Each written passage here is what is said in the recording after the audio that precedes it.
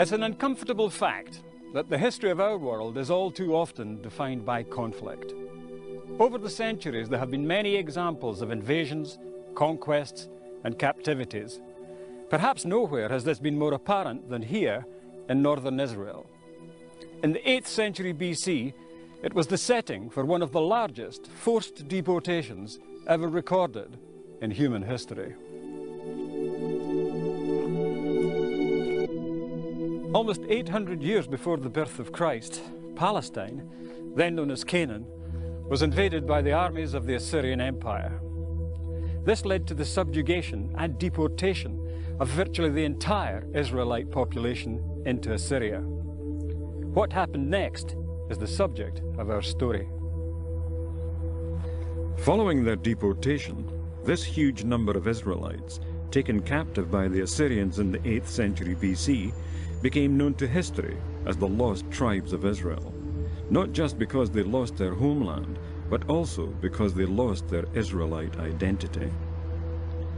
The subsequent decline of the Assyrian Empire enabled these lost tribes to begin their migrations, journeys that would take many of them out of Assyria westward into Asia Minor and Europe.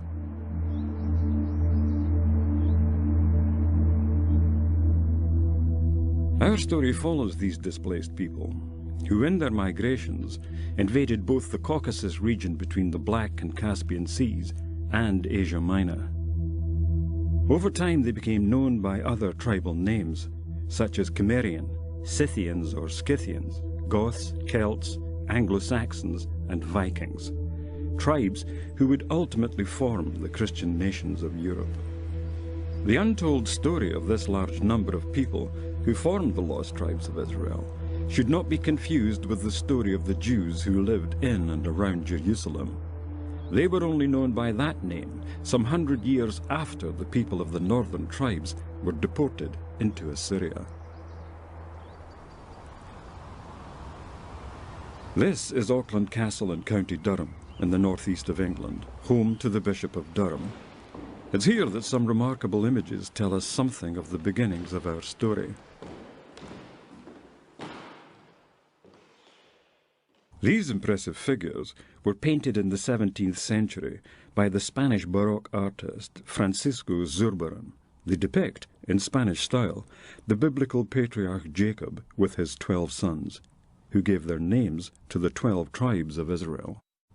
But how did these paintings, which represent characters from the Hebrew Old Testament, come to be here in a County Durham castle? Zurbarán, or Thurbarán, as some people call him, painted the pictures, the 12 tribes of Israel, and they were on their way to South America, and they were stolen by, as we believe it, British pirates on the high seas, and they then found their way back to Portugal, and at that point a British dealer bought them. And the Bishop of Durham at the time, Bishop Richard Trevor, had a particular reason to buy them. And he wanted to very much support what was sadly difficultly called the Jew Bill that was going through Parliament. And as an act of faith and an act of witness about this, he bought these Zurbarán paintings depicting the 12 tribes of Israel, and he hung them in this room, the long dining room. They tell us that the tribes of Israel, that the sons were important. They were part of our whole heritage. Christian people have a Bible which includes the Old Testament and the New Testament. The New Covenant that Jesus came to tell us about, God's New Covenant, was from the Old Covenant given to the people of Israel, the chosen people. And that they would be in God's favour. They were God's chosen ones to do his will and his work. And Jesus, we believe, came to tell God's chosen people of God's will and purpose in the New Covenant. And he did that eventually by giving up his life and dying for us. So what does the Bible tell us about Jacob and his 12 sons? Well, the Bible tells us that Jacob's name was changed to Israel.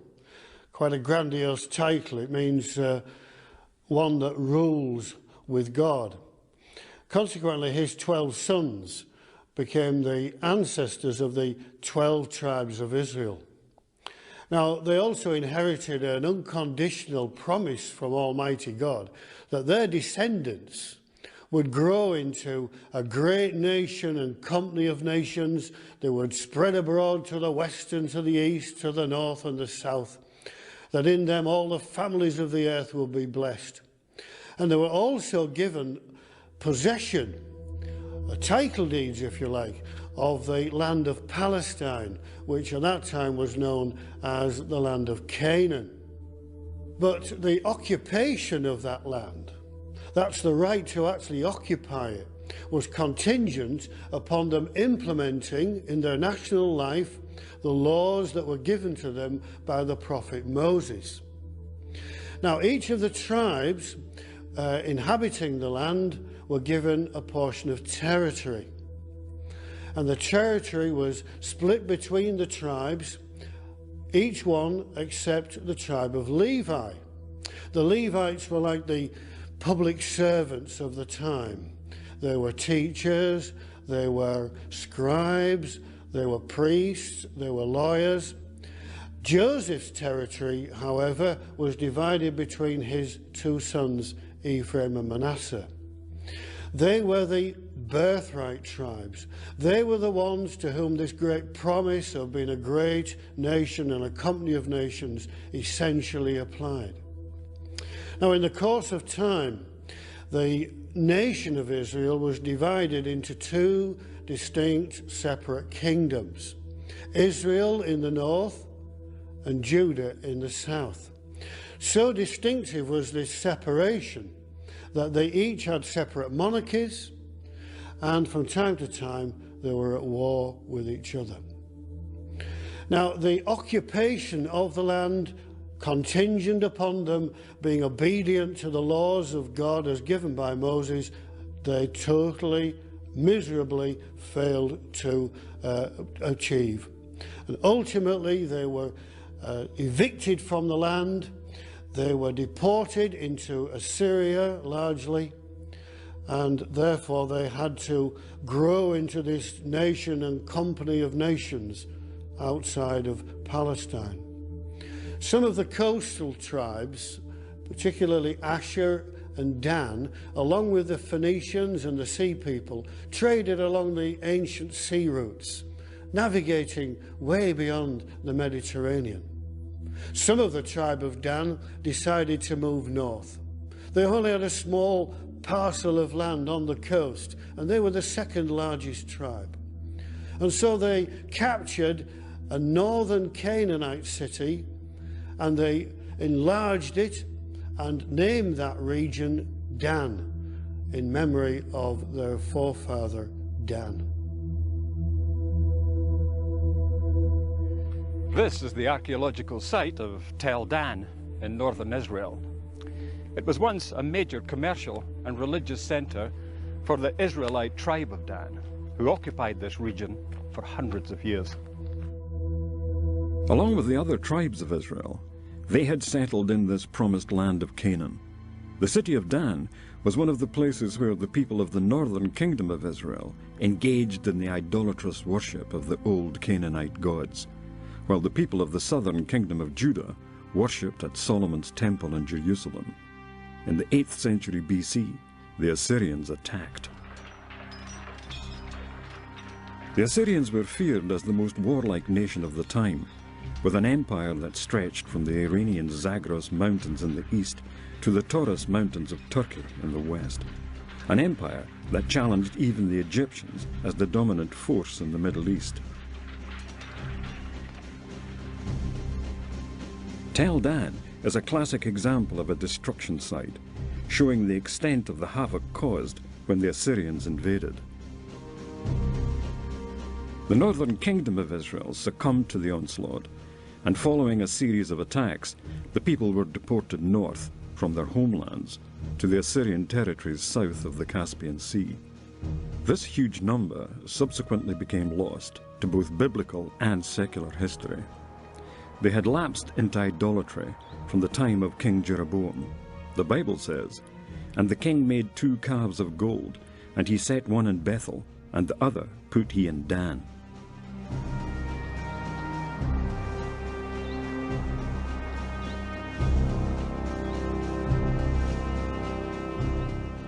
Following the division of the kingdom of Solomon, King Jeroboam established a cult at Dan as an alternative to the one at the temple in Jerusalem.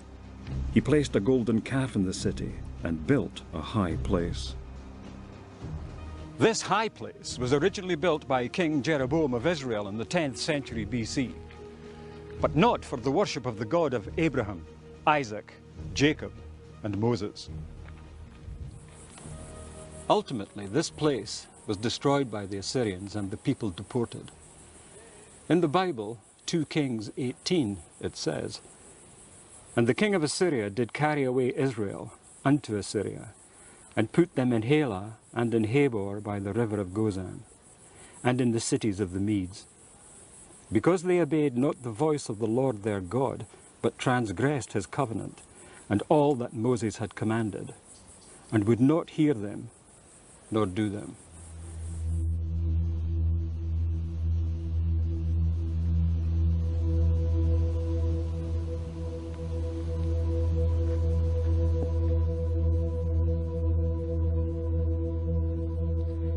Tel Dan was only the beginning of a campaign that would leave Palestine devastated. To the south, the important commercial center of Hazor was also destroyed by the Assyrians in the 8th century BC. Tel Hazor is located in the Hula Valley at the foot of the Galilee Mountains. It was destroyed during the Assyrian military campaign of 732 BC, and its inhabitants exiled, along with those of the entire Galilee region. The site features buildings which include those of the period of the Israelite occupation. The entrance to the city was through an impressive 6-chambered gateway, typical of the period.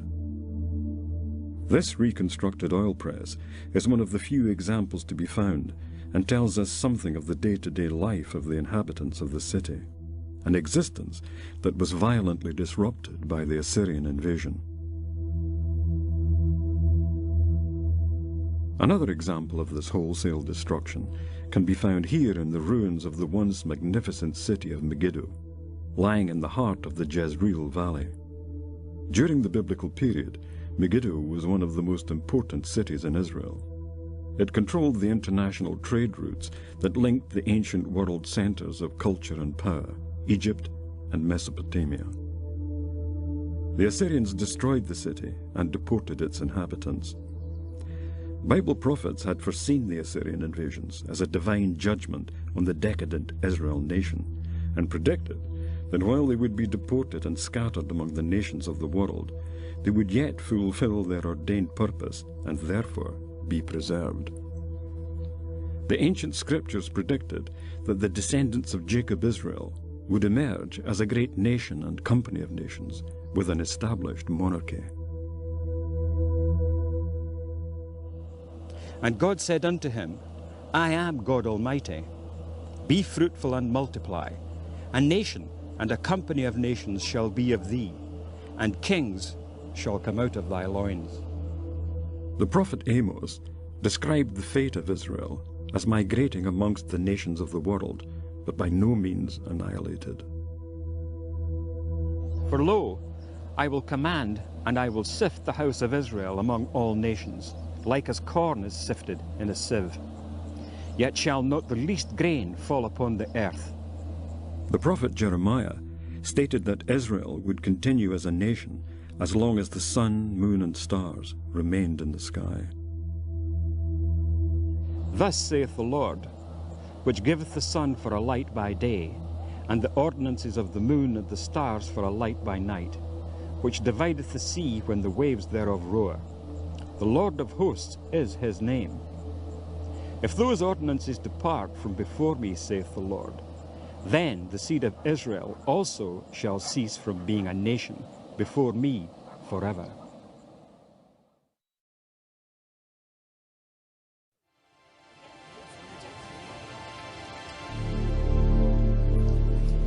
The British Museum in London holds many of the world's great archaeological treasures, including some which illustrate our story. The 19th century was a particularly fruitful time for the museum, as explorers and adventurers travelled the ancient world in search of the treasures that would help tell the story of human development. One of the sites of particular interest was the Assyrian capital, Nineveh. The British Museum holds one of the world's greatest collections of Assyrian art, providing a unique insight into the way they lived and died. This is the black obelisk of the Assyrian king Shalmaneser, found in 1852 by Austin Henry Layard in the mound at Nimrud in ancient Assyria. Each of its 4 sides is divided into 5 sculptures, representing the tributes brought by vassal princes, including Jehu, king of northern Israel, seen here prostrate before Shalmaneser. Assyriologists succeeded in reading the name of Jehu, which referred to him not as an Israelite, but as the son of Humri, a name derived from Omri, an earlier king of northern Israel. It says, "The tribute of Jehu, son of Humri, received from him silver, gold, and many treasures fit for a king." The British Museum press booklet, The Bible in the British Museum, tells us Omri had been such a prominent ruler in his day that the Assyrians referred to Israel as Bit Humri, or the House of Omri. The name Israel is not found anywhere on this obelisk, which indicates that the people of the Northern Kingdom had not only lost their homeland, but also their identity as Israelites. They were now the lost tribes of Israel.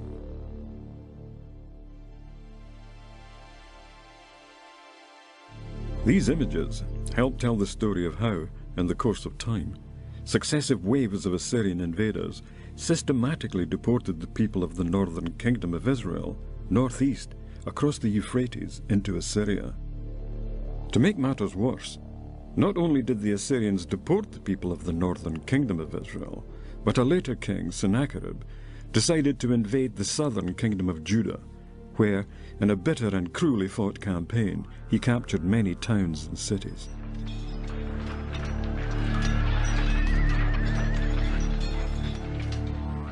These images record the siege and destruction of the city of Lachish, one of the bloodiest and best documented examples of Assyrian siege warfare. The captivity of Judah by Sennacherib is recorded on this clay prism in cuneiform script. It says, "I came up against him, and by force of arms, and by the might of my power, I took 46 of his strong fenced cities, and of the smaller towns which were scattered about, I took and plundered a countless number. And from these places I captured and carried off as spoil 200,150 people." The site of ancient Lachish is identified today as Tel al-Hassi, 16 miles east of Gaza in southern Israel. Here we can see what remains of this once great city. What happened here was typical of Sennacherib's campaign. The place reduced to rubble and the people rounded up and deported. Lachish was considered to be of great importance by Sennacherib as a strategic location vital to his plans in conquering Judah. This importance is highlighted by these carved reliefs, made to show the siege and battle that followed, and given pride of place in the central room of his new palace at Nineveh. They show the siege in great detail, and how well developed the Assyrian war machine was.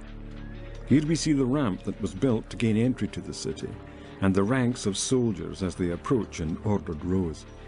The stone slingers and archers protected by infantry, while Sennacherib watched from this hilltop opposite. After the walls were breached, there was a pitched battle which ended in the city being set on fire. The governor was then made to kneel and surrender before Sennacherib. These acts of destruction and terror concluded the forced deportation of almost the entire population of the Northern Kingdom of Israel and much, if not most, of the Southern Kingdom of Judah. This huge number of captives never returned to their homeland.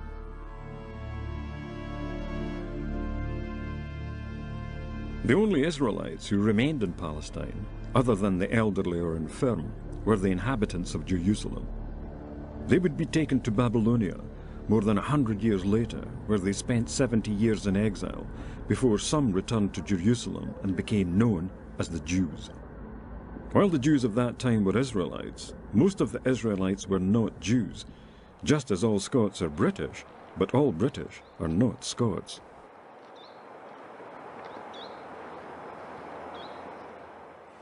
Centuries later, the Jewish historian Flavius Josephus, in his book, The Antiquities of the Jews, tells us something of the fate of the lost tribes, saying that they were beyond the Euphrates and were an immense multitude not to be estimated by numbers. The Apocrypha is a collection of biblical writings which bridges the historical gap between the Old and New Testament scriptures and was included in early versions of the Bible. In the Apocrypha, the second book of Esdras, chapter 13, tells us that the lost tribes left Assyria and entered into the narrow passages of the river Euphrates, which rises in the highlands of Armenia, just south of Georgia, near the Black Sea.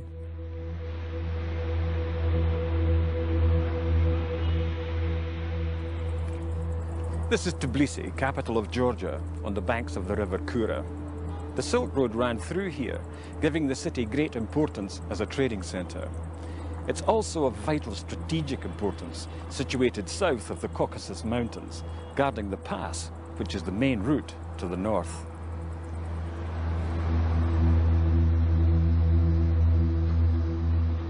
Tbilisi is an ancient city, which has seen many invaders come and go.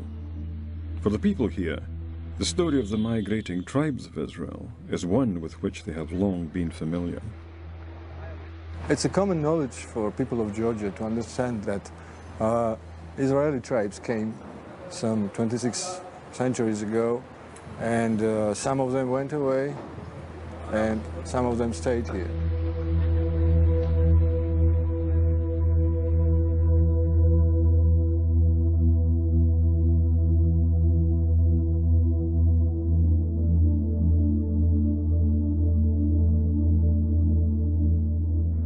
Well, this is a truly wonderful view and an important one for our story. For it's here that the migrating tribes who travelled up the river Kura stopped at the village of Nusreta, where some of them stayed and set up home, while others continued their migration north through the pass.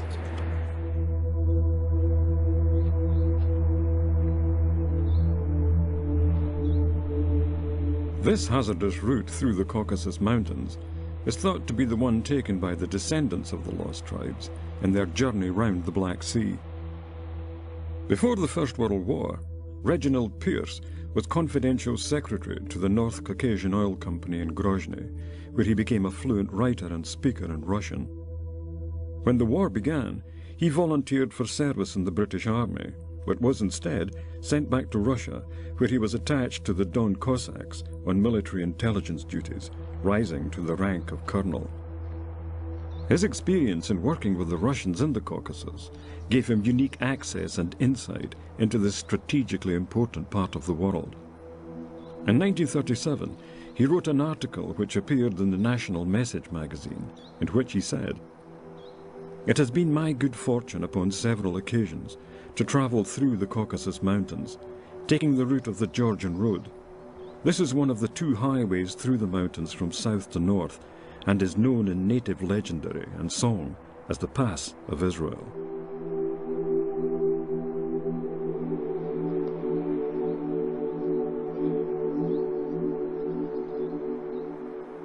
Well, after a quite dramatic ascent, here we are at the top of the mountain. This is as high as it gets.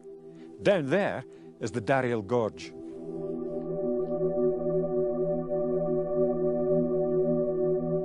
Colonel Pierce went on to observe that having passed successfully over this, the real ridge of the pass, Israel were faced with the descent into Europe.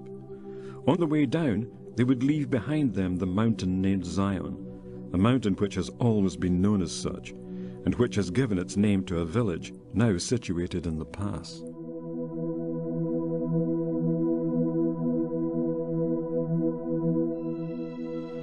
Well, here I am in the Dariel Gorge. and in the village of Zion, where I'm perched rather precariously on the cliffs above the river. It was on this exact spot that the figure that can be seen in the photograph taken by Colonel Pierce all those years ago can be seen, showing Mount Zion in the background. In another article written for the National Message magazine in 1946, Brigadier General Sir Standish Crawford, on a journey through the pass, observed that the Russian car driver is a fatalist, and in Tsarist days it was not an uncommon sight, on looking over a bend in the cliff, to see the wreckage of one or more cars in the abyss below until the winter floods washed them away. It is this abrupt descent by the Argarva River which is known locally as the Gate of Israel.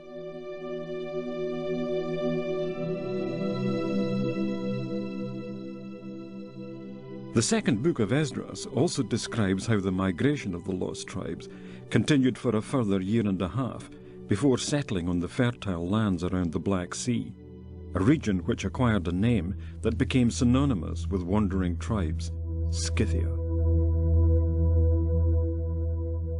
Although numerous Scythian burials have been found in southern Russia, the earliest were found at Kalermes in the Caucasus and Sakis in what is now northwest Iran. This corresponds with evidence found in contemporary Syrian texts and is the same region to which the lost tribes of Israel were deported. The Jewish Encyclopedia outlines several theories as to the fate of the lost tribes, in particular that the identification of the Scythians with the lost tribes is because they appear in history at the same time and very nearly in the same place as the Israelites removed by Shalmaneser. Another people related to the Scythians were the Cimmerians, who have also been identified as descendants of Israel's lost tribes. The 5th century BC Greek historian Herodotus records how the Cimmerian people once occupied a region north of the Caucasus in what is now Ukraine and southern Russia. However, since archaeologists discovered the royal archives of Assyria and all the cuneiform inscriptions, we now know that the Cimmerians originated south of the Caucasus, in the very period and the very region where the northern kingdom of Israel were deported and lost from history. Dr. Anne Christensen is a well-respected Danish linguistic expert, and in her book, Who Were the Cimmerians and Where Did They Come From?, published in 1988, she states the obvious conclusion. There is scarcely reason any longer to doubt the exciting and verily astonishing assertion propounded by the students of the 10 tribes, that the Israelites deported from Beth-Humri of the house of Omri, that is the Israelites, are identical with the Gimera or the Cimmerians of the Assyrian sources. Everything indicates that the Israelite deportees did not vanish from the picture, but that abroad and under new conditions they continued to leave their mark on history.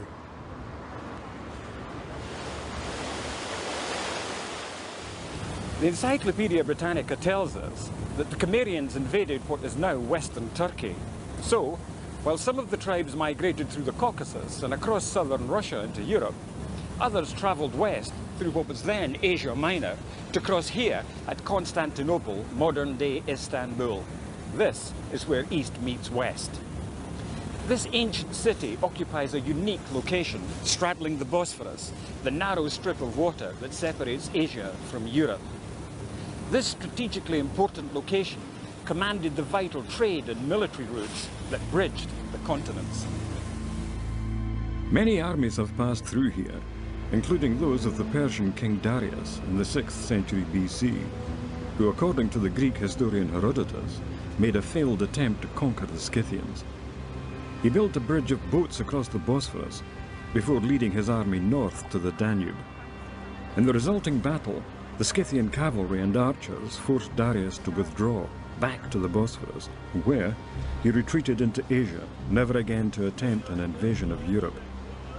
This event underlined just how important this place was in crossing from one continent to another.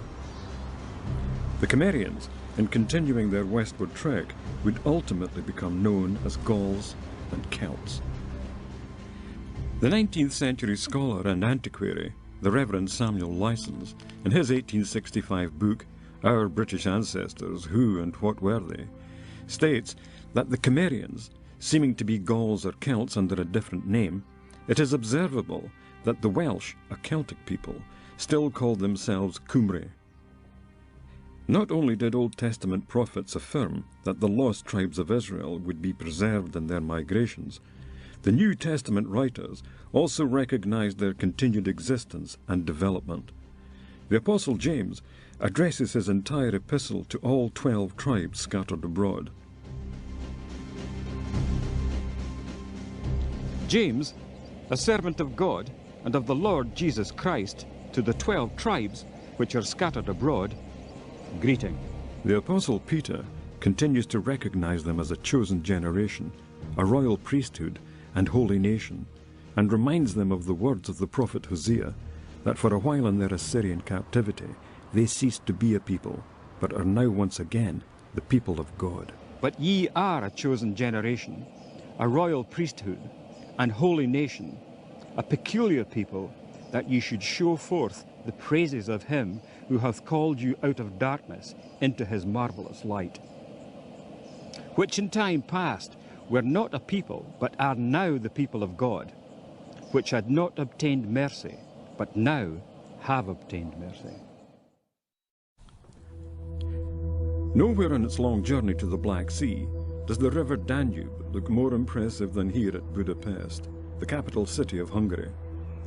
The Danube is the second longest river in Europe, stretching from its estuary in the Black Sea to its source in Germany's Black Forest. Widely regarded as one of the most beautiful cities in Europe, Budapest can trace its roots back to prehistoric times. It's an intriguing thought, as some scholars have suggested, that the Israelite tribe of Dan incorporated their name into some of the geographical features they encountered on their travels. Starting with Tel Dan in Israel, and in the course of their migrations, the great rivers, the Dnieper, the Don, or even the Danube. Running through the heart of the continent, the Danube has provided a readily available route for armies and all manner of travelers over many centuries, including the lost tribes as they moved westward across the continent. Heroes Square bears testimony to Hungary's turbulent past, with the 7 mounted horsemen representing the chieftains of the Magyar tribes who founded the Hungarian people in the 9th century. If it is the case that the lost tribes of our story are represented by the Scythians, their presence in the region of the Danube is recorded by an impressive collection of artifacts held here in the Hungarian National Museum.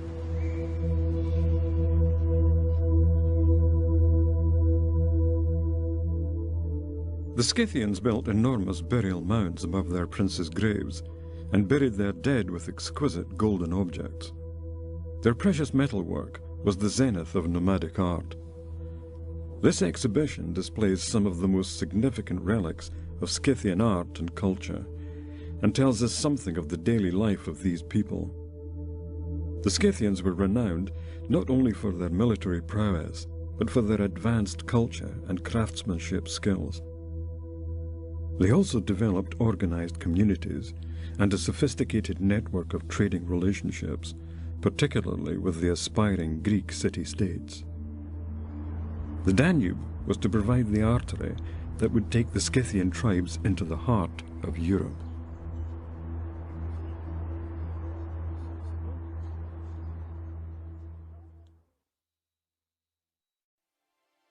By the 6th century BC, successive waves of Scythian attacks overtook much of pre-Roman Iron Age Poland and Germany.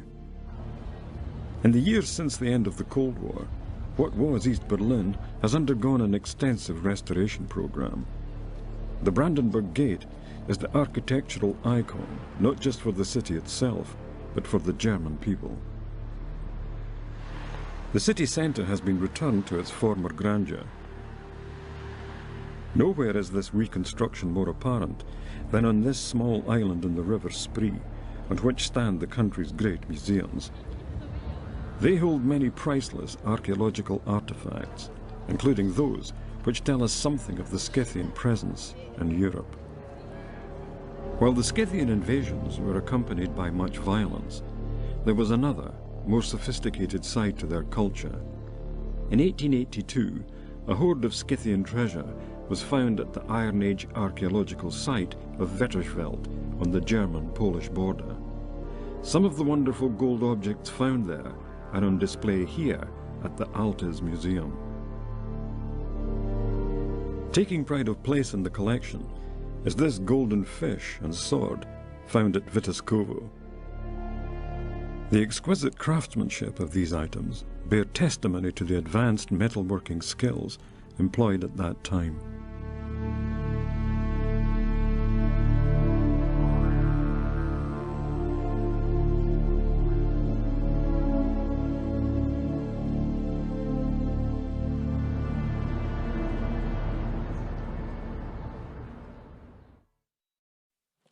Historians claim that the Scythians were the ancestors of the Anglo-Saxons who invaded Britain after the Roman withdrawal.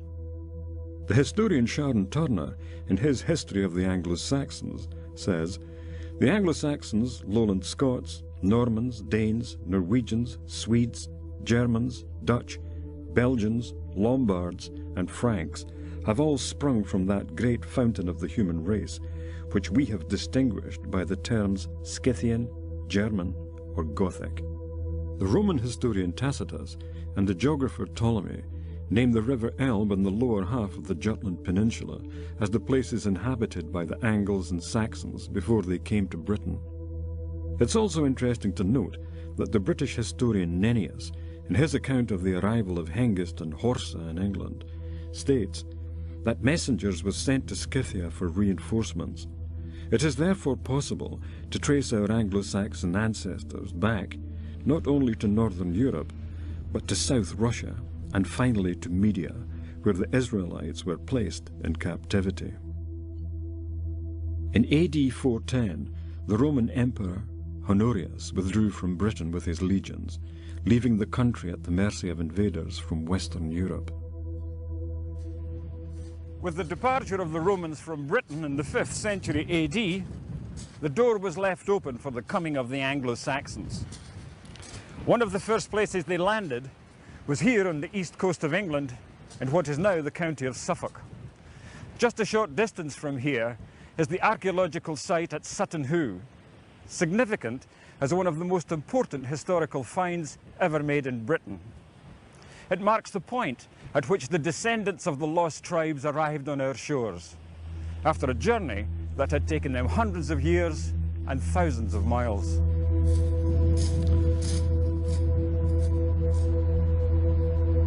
The site at Sutton Hoo was first excavated in 1938, when the owner of the land, Mrs. Edith May Pretty, determined to find out what, if anything, lay beneath the ancient burial mounds just a short distance from her home.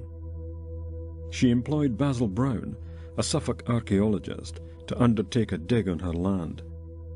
In 1939, he opened 3 of the ancient mounds, and in the largest, discovered the remains of a 90-foot-long Anglo-Saxon burial ship.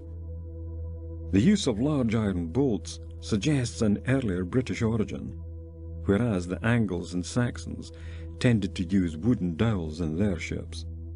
Whichever the case, Basil Brown realized that this was no ordinary burial, but that of a rich and powerful nobleman or king. While much of the rest of the site had been plundered by grave robbers, the greatest prize had eluded them: Anglo-Saxon gold, weapons and ornaments, Byzantine silver and other objects that suggested links with France and Scandinavia. The treasures found at Sutton Hoo are to be seen on display at the British Museum, where this impressive helmet takes pride of place. Other items of significance in the collection include the king's shield and sword. These magnificent silver bowls clearly show the Star of David, which suggest a Middle Eastern connection.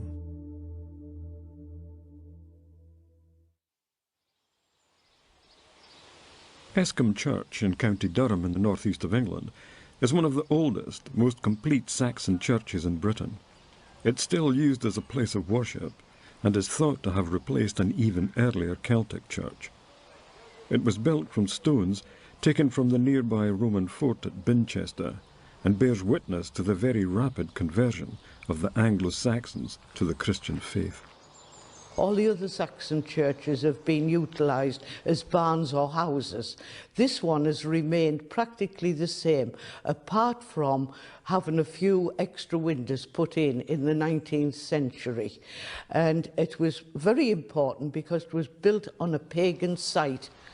Churchyard is round. We've got a sundial on the outside wall, which is two pagan gods, the god of the world and the god of the sea, that were worshipped here before Christianity spread.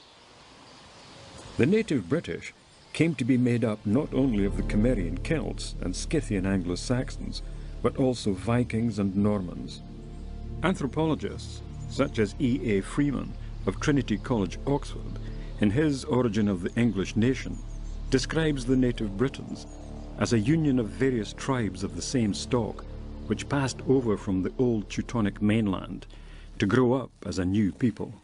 In this film, we've presented the case for the identity of the lost tribes of Israel and their migrations across Asia Minor and Europe from their captivity in Assyria.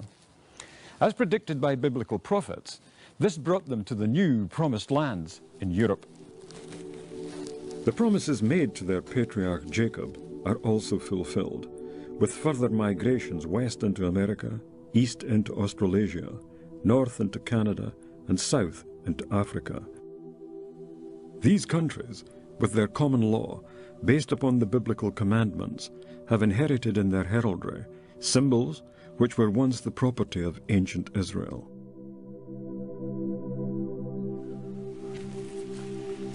In the history and development of their culture, the Anglo-Saxon, Viking and Celtic peoples, along with other Christian nations, have provided missionary workers who have taken the gospel to every part of the globe. Their efforts in providing healthcare, education and spiritual guidance have improved the lives of millions. Over 2 centuries, the work of the missionaries, however imperfect, remains a powerful witness for the Christian faith throughout the world.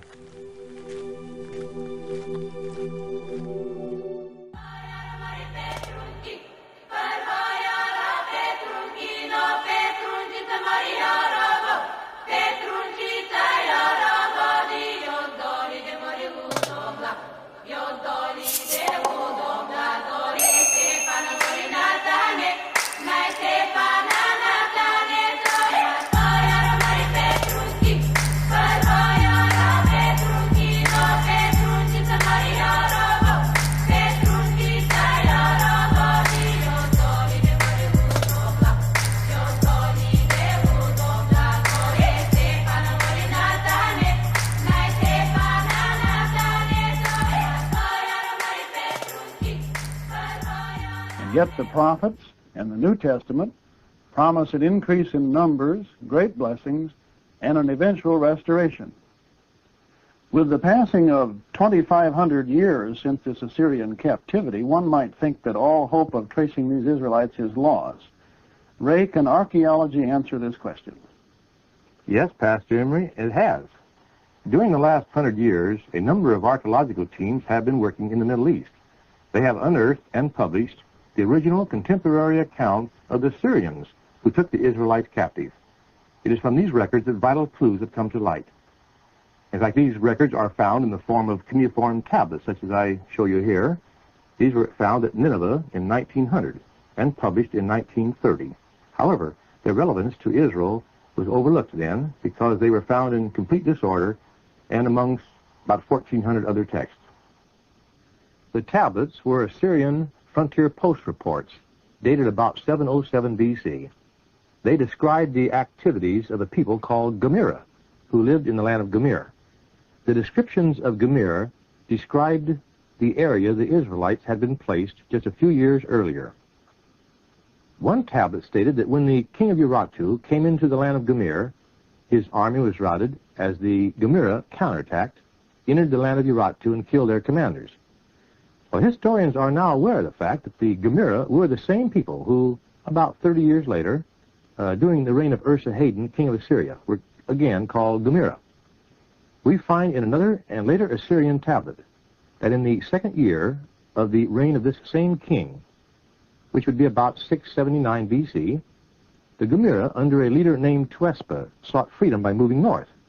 But the Assyrian army pursued and defeated them in the upper Euphrates district. Nevertheless, they reported a large number of the Israelites escaped to the shores of the Black Sea.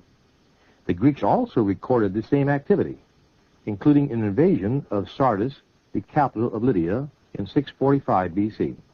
In their records, they refer to the Gemurah as Kimmeroi, which we translate into English as Cimmerian. About 600 BC, the Lydians drove the Gemurah, or Cimmerians, out of Asia Minor, where they settled in the Carpathian regions west of the Black Sea. We find them called in the second book of Esdras, the people of Arsareth.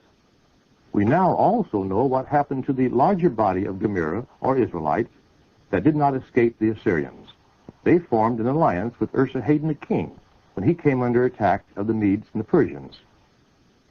This treaty allowed the Israelites to establish colonies in Sacrocene in the north and Bactria in the east. With absolutely no help from the Israelites, Assyria fell in 612 BC. Soon the Israelites themselves came under attack by the Medes. Now those that had settled in Sacrocene, they moved north through the Dario Pass into the steppe regions of South Russia. There they became known by the Greek name Scythians.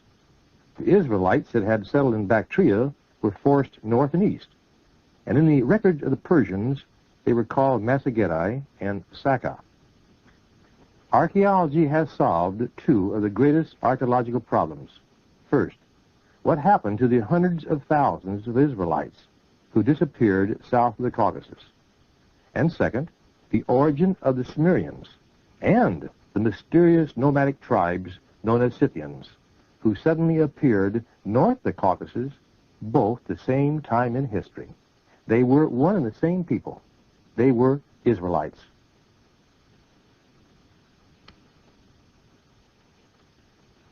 Now may I point out what the Bible has to say concerning these same people. I'm reading now from Amos 9, verse 9. For lo, I will command, and will sift the house of Israel among all nations, like as corn is sifted in the sieve. Yet shall not the least grain fall upon the earth. Our history books pick up the story at this point, recording the westward migrations of the Scythians as they came into collision with the Cimmerians, who had earlier settled west of the Black Sea. Their kinship lost over the centuries, the ensuing battles forced the Cimmerians west and north to become the Celts, Gauls, and Cimbri. By the end of the 4th century BC, the Scythians had established themselves as the great and prosperous kingdom of Scythia. Later, the Sarmatians, these were a mixed non-Israelite people of Iranian origin, they in turn drove the Scythians northwest to the shores of the Baltic Sea. At this time in history, we find the Romans introduced the name German in place of the name Scythian, in order not to confuse the Scythians with the Sarmatians now, who occupied Scythia. Germanus, being the Latin name for genuine, indicates the Germans were the genuine Scythians. During this time, the Celts were expanding in all directions from Central Europe. Some of the Celts moved into Spain and became known as Ibrius, the Gaelic name for Hebrews. Others poured into Britain to form the bedrock of the British race. Later, the Ibrius moved into Ireland as Scots, and later into northern Britain to establish the nation of Scotland. Your history books also record the Germanic tribes breaking up into many divisions: the Angles, Saxons, Jutes, Danes, and Vikings, to name just a few. Other Germanic tribes later poured into the lands vacated by the Celts and established the Gothic nations, the Vandals, Lombards, Franks, Burgundians, and others. The so-called lost tribes of Israel were really never lost. They only lost their identity as they migrated westward over the centuries from the land of their captivity. And there you have it, my friends. Mr. Kapp has given us a visual answer to our question, what happened to the millions of Israelites who were dispersed out of old Canaan land 7 centuries before Christ and who never returned? They migrated onto the continent of Europe and were the ancestors of the white European race. And in answering our question about Israel's disappearance, Mr. Kapp has given us the key to several other mysteries of world history. Mr. Kapp has revealed to us why it was these European people who became the great nations and who were blessed by God above all other nations, not only with fertile land and abundance from the seas, but with arts, science, literature, inventions, and discovery. God bestowed upon that one race almost every invention and discovery that has improved man's condition and lot upon the earth. Certainly God made these offspring of Abraham a blessing to all the families of the earth.